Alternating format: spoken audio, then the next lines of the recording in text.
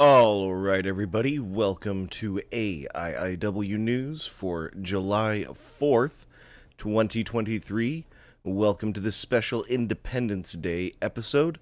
So, if you're not from the United States, you might not know that July 4th is the day that we recognize as Independence Day from Great Britain or the United Kingdom, where we shed off our rule from our tyrant King George III and decided to go our own way. So, thank you all for joining me today. We have a wonderful July 4th to celebrate. We've ended the horrible Pride Month, where we celebrate debauchery and all of the worst excesses of our culture. And thankfully, it's been one of the more tampered down ones recently. And yeah, I think that it's probably going the way of the dodo bird. At least we can hope. All right, so we have some incredible news stories to go over today. Actually, it's all positive news, I think. Yep. And so it looks like there are some Supreme Court cases that you should be aware of. So in June, that's the end of the year for the Supreme Court. And so what they have to do is they have to rule on all of the cases that they have heard that they haven't ruled on yet. And so in June, there is a very fast-paced schedule of rulings that are released by the court. And so over the last few days or weeks, we have had 3 major decisions here, and we'll just do a little short synopsis of each one of them. The first one that you should know about is Biden versus Nebraska. And what the Supreme Court did is they invalidated President Joe Biden's student loan debt relief plan, ruling that the program was an unlawful exercise of presidential power because it had not been explicitly approved by Congress. And so in this country, whenever anyone in the government wants to spend money, at least in the federal government, the funding has to come from Congress, and specifically that bill has to start in the House. And that is because the House is the branch of government that is most directly controlled by the people. So we can be thankful that there were 6 Supreme Court justices who all wanted to restore that process to its proper function. And so, yeah, Joe Biden can't just haul off and spend money however he wants. Neither could President Trump. And no president has that ability. They have the ability to execute the laws that were passed by Congress. All right, so this is another huge win, especially for Christians, but for all Americans in general, because you have a right not to speak. So you have a right to speak, you also have a right not to speak. And so this is 303 Creative versus Elenis. And the court ruled in favor of an evangelical Christian web designer from Colorado who refuses to work on same-sex weddings, saying she has a free speech right under the Constitution's First Amendment not to endorse messages she disagrees with. And so basically what these people were asking was for this web designer to create a web page that this evangelical Christian didn't support. And I absolutely believe, especially when it comes to web pages, I mean, you could be asked to create some horribly degenerate, just absolute nightmare of a web page that goes completely against your religious beliefs. And it's just a complete travesty that there are people that think that they can compel you to do things that are against your moral and religious beliefs. And so I'm very glad that, again, the Supreme Court ruled in favor of the evangelical Christian who had refused this service. And there's plenty of other web designers that people can go to and that they can ask to do these kinds of websites. And if no one's willing to do it, that's more of a that shows you that there is an issue with what's asked to be created rather than the people asking to do the creating. And so that's what we see here, is that you have the absolute right not to create a web page full of pornographic material or anything that you don't want it to be full of. So that's a wonderful win here, and we'll move right on along. And this is the final one we'll talk about today. This is the Students for Fair Admissions versus University of North Carolina and Students for Fair Admissions versus Harvard College. This is a very, very impactful ruling. It's going to impact one of the most prestigious universities in our country, Harvard, and it'll impact all the universities, to be honest. And what it did is the Supreme Court struck down affirmative action programs at the University of North Carolina and Harvard University, dealing a blow to race-based programs, but leaving some room to consider an individual applicant's background in admissions.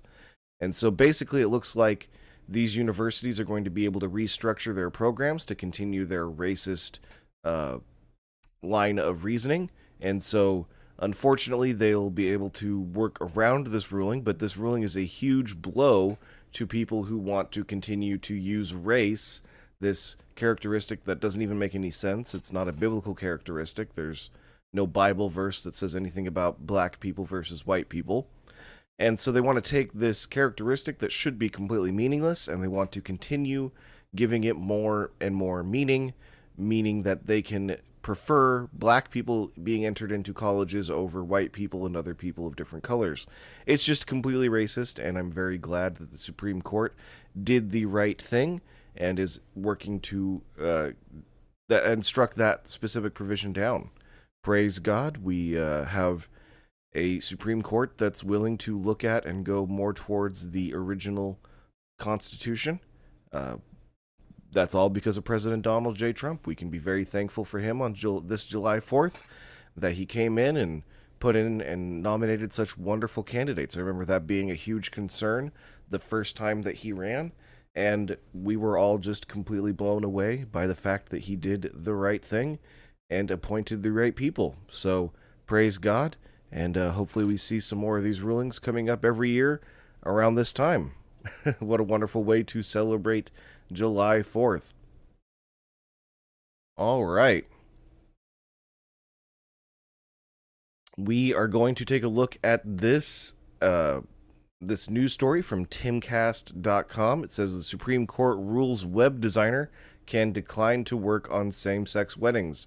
This particular case, Colorado does not seek to ensure the sale of goods or services on equal terms, wrote Justice Neil Gorsuch. So that was part of his reasoning as to why they made this specific ruling.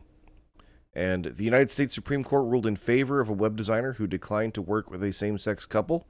The graphic designer, Lori Smith, is a Christian who argued being forced to work with a same-sex couple because of the Colorado Anti-Discrimination Act laws. Well, it's the act, and it was passed into law, was a violation of her First Amendment rights. Ms. Smith seeks to engage in protected First Amendment speech. Colorado seeks to compel speech she does not wish to provide. And it basically boiled down to being just that easy. You cannot force someone to say things that they don't want to say. So no one can ask me or give me money and force me to make a podcast that supports things that I don't support. And it's the same thing for this web page designer. And I think that's a huge win. I'm glad that we got to dig a little bit deeper into this. That's what the court stated in its opinion, which was released on June 30th. If she wishes to speak, she must either speak as the state demands or face sanctions for expressing her own beliefs, sanctions that may include compulsory participation in remedial training, filing periodic compliance reports, and paying monetary fines. That is an impermissible abridgment of the First Amendment's right to speak freely. So that's the right that I have to make this podcast. It's the right that we all have to watch whatever podcasts are made. It's a beautiful right, and one that nowhere else exists in the world. So the only place that you have any amount of freedom of speech is here in the United States. If you go just across our border to the north, you will get imprisoned and fined for making wrong jokes or improper jokes. And so it's a complete travesty of freedom, of human liberty. And what we believe here in the United States is that God created us and that he endowed us with certain inalienable rights, and then among them are life, liberty, and Jefferson said the pursuit of happiness. But I like the property line that Adam Smith actually used. Adam Smith? Might have that wrong. But yeah, so I'm very, very thankful this Independence Day for the Supreme Court ruling. And we're going to go over it. So this is actually somewhat makes sense, but it's actually Harvard's part of two different news stories today. It's completely separate. They actually don't have anything to do with each other. So this one says AI chatbot to help teach intro course at Harvard this fall. And so I'm looking at a Daily Wire article by Ben Whitehead. Oh, and the former article on timcast.com was by Hannah Claire Brimelow. And so you can catch her. There we go. You can catch her sometimes on the podcast itself, but she also does some writing, and that was some of it. So we're thankful for her for that. There we go. So this one is a AI chatbot to help teach intro course at Harvard this fall. If you're a Harvard student signed up to take an introductory coding course this fall, an AI chatbot might be one of your instructors. Beginning in the fall semester, one of Harvard University's flagship coding courses, CS50, Introduction to Computer Science, will implement AI in the instruction of its students, the Harvard Crimson reported. The chatbot will assist students, but a professor will still be the main instructor in the course. Our own hope is that through AI, we can eventually approximate a 1-to-1 teacher-student ratio for every student in CS50, as by providing them with software-based tools that 24/7 can support their learning at a pace and in a style that works best for them individually, Professor David Milan, who instructs CS50, told the newspaper. And so I think that this is the way that all education is going to go in the future. There may be room for a teacher to technically be in charge of the class, but it's going to be so much more powerful for children, and obviously here at Harvard these are adults, to learn from an AI chatbot that can answer their questions immediately, that can provide them with completely appropriate problems to solve, and can work with them 1-to-1, like this is saying, 24/7. And so what we're going to see is that children are going to do massively better, and it's going to be a very big equalizer in our society when we switch over from human-led instruction to AI-led instruction. If you haven't played with ChatGPT yet, I highly recommend that you go play around with it, ask it some questions. I use ChatGPT to help me find and research things in the Bible more quickly. Obviously, I still do my own reading, as I should be doing it on a daily basis. Haven't quite been living up to that recently, unfortunately, but we'll get back to it. And yeah, so as a person who's done a lot of teaching in my lifetime, I've developed curriculum for camps that had to deal with schools. I've developed curriculum for my own educational company where we taught STEM classes, and I can tell you that teaching through AI is going to be vastly more powerful than teaching with students the way that it has been over the last few hundred years. And basically, it's going to boil down to going back to homeschooling. So the parents are going to be able to choose exactly which chatbot they want to use, and it will be programmed with all of their preconceived notions baked in. So if you're a Christian, if you're an evangelical, you'll be able to find a chatbot that will teach your child and pass on those values to them through the teaching that it does. The other thing that it will be able to do is it will be able to soak up all the information that you have for it, be able to merge in your own data set trained on your own data, and will be able to give your children advice as if it was you.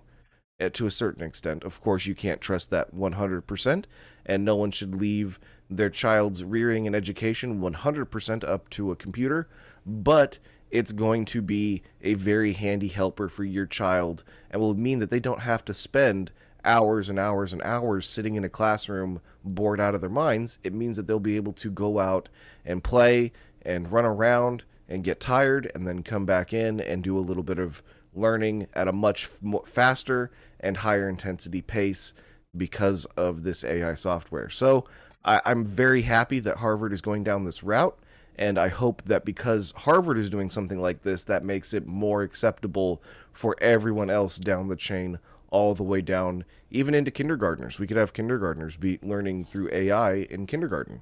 Hopefully not at a public school. Hopefully those get completely destroyed, not destroyed in a physical sense, but the concept of public schooling gets completely obliterated in our minds, and that we go to a more rational and reasonable education style centered around parents at the home with opportunities for children to get socialization throughout the week and throughout the day as their parents provide it to them. All right, so that's a wonderful story. I'm very happy to hear about that, and we're going to move on to our final story for today. And we just keep on winning. It's today, July 4th. It's a huge celebration for me and for us as a country, and I just wanted to celebrate today with a final story from Blaze Media, and it says, "Ouch, Bud Light keeps getting hammered."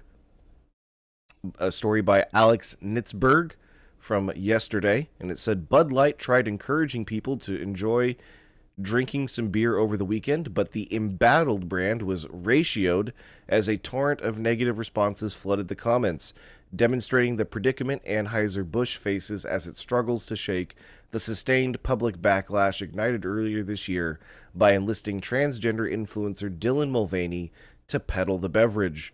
And so a ratio, if you're not familiar with Twitter lingo, is when someone makes a comment on a post that you started and ends up getting more likes than the original post itself. So if a big person comes in and ratios a smaller creator or smaller tweeter, that's what's happening. So just so you know.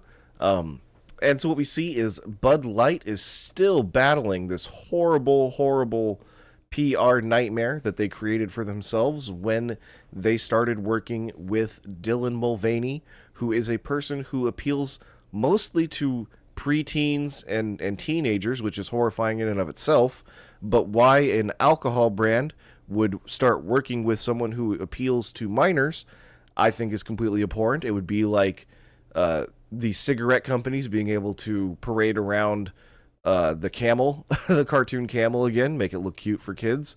It has that same kind of vibe to me, and I think that's ultimately what hurt Bud Light the most, besides the fact that it woke people up to the fact that their kids are getting transed right in front of their eyes.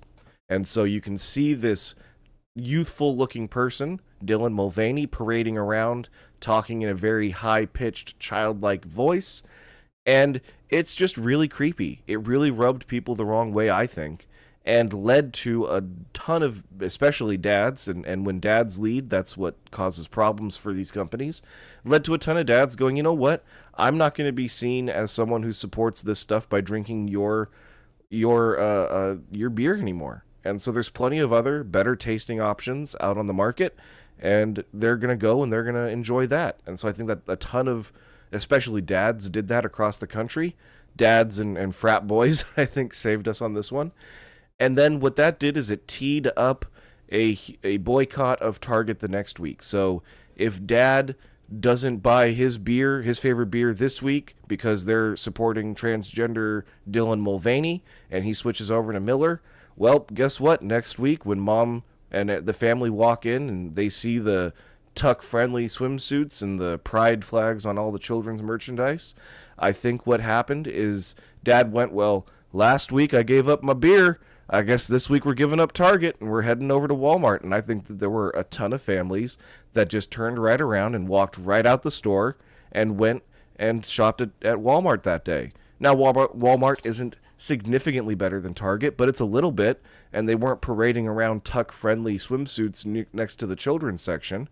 And so you see that people vote with their feet. But the other thing that we see, and that we've seen in some videos that I've made recently, is that when so if we look at, there's some statistics of how people come to God.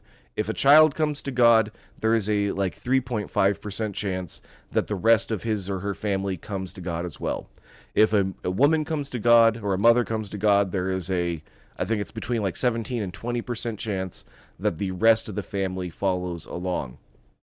If dad comes to God, there is a 93% chance that the rest of that man's family comes to Christ as well. And so I think we're seeing that play out here with Bud Light. A ton of men decided to lead the way and blaze the trail to start boycotting these horrible, ideologically captured brands. And so what we see is that they targeted a male-centered brand when the men gave that up and started boycotting that. That's when these other boycotts got some teeth. So the men gave that up and led the way, and then the women followed the next week or the next month with Target. And we have seen that these companies had a drastically reduced and less flamboyant Pride Month. It was very much muted compared to what it's been in the past, and I'm very, very hopeful about that.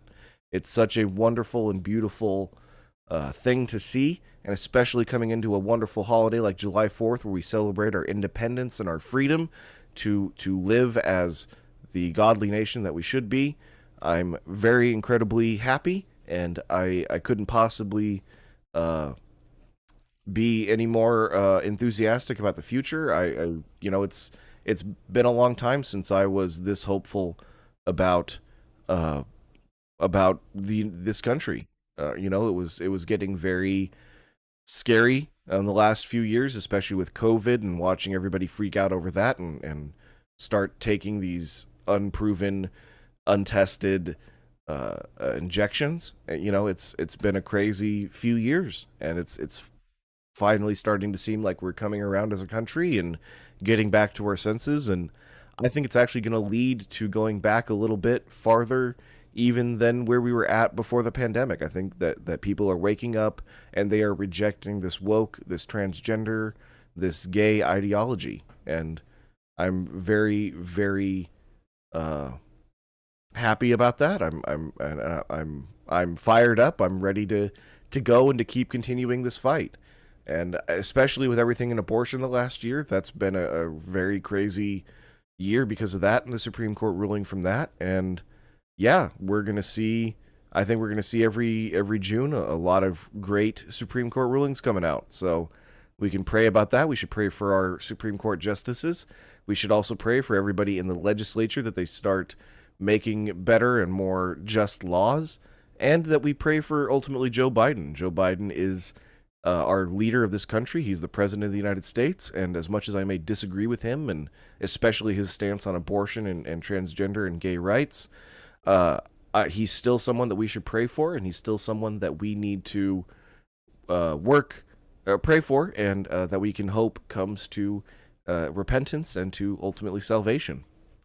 So we are going to finish up this 4th of July episode with the second part of the first chapter of Proverbs. Proverbs is a book written by it's David, or Solomon, the son of David, I apologize. So this is a book written by Solomon, the son of David, who some say is the most wise person to ever live. And so he wrote down a book of wise teachings. And so we are going to read a chunk of that today. This is chapter 1, verses 8 through 19. And I'll get to that right now. My son, hear the instruction of your father, and do not forsake the law of your mother, for they will be a graceful ornament on your head, and chains about your neck. My son, if sinners entice you, do not consent. If they say, come with us, let us lie in wait to shed blood. Let us lurk secretly for the innocent without cause. Let us swallow them alive like Sheol, and whole like those who go down to the pit. We shall find all kinds of precious possessions. We shall fill our houses with spoil. Cast in your lot among us. Let us have one purse. My son, do not walk in the way with them. Keep your foot from their path, for their feet run to evil, and they make haste to bloodshed. Surely in vain the net is spread in the sight of any bird, but they lie in wait for their own blood. They lurk secretly for their own lives. So are the ways of everyone who is greedy for gain. It takes away the life of its owners. All right, those are some wise words for us to live by. We absolutely should not be seeking to do harm to anyone. We shouldn't seek to steal from anyone, and we should seek to live humbly with those in our community. And so that's what this section of Proverbs is teaching us, and I hope that you take that to heart, possibly even memorize some portions of it. That would be a good use of your time. And I'm so very thankful that I get to come to you today and bring this video to you and show you some of the positive things that are happening in our world for once. Usually our news is so negative and dark. I was so incredibly uplifted to see that it has some positive outcomes and some positive things happening in our world and in our country going forward. So, like I said, we need to be praying for Joe Biden, for the Supreme Court, for the House, for the Senate, for the majority leaders in both of those institutions, regardless of whether we agree with them or not. And we need to be praying for this country, for all of the leaders, for our vice president, for our governors, for our state legislators. We need to be praying for everybody to come to God, to work in this country to bring back what we need to see is we need to pray for them to bring back proper, just, and godly leadership to this country. So I hope that that's what we all do. I'll be praying for all of my viewers, and I hope that you pray for me. Please send in any comments or questions that you might have. I might do a segment where I answer some political questions that you have. And yeah, so thank you very much. I hope that you have a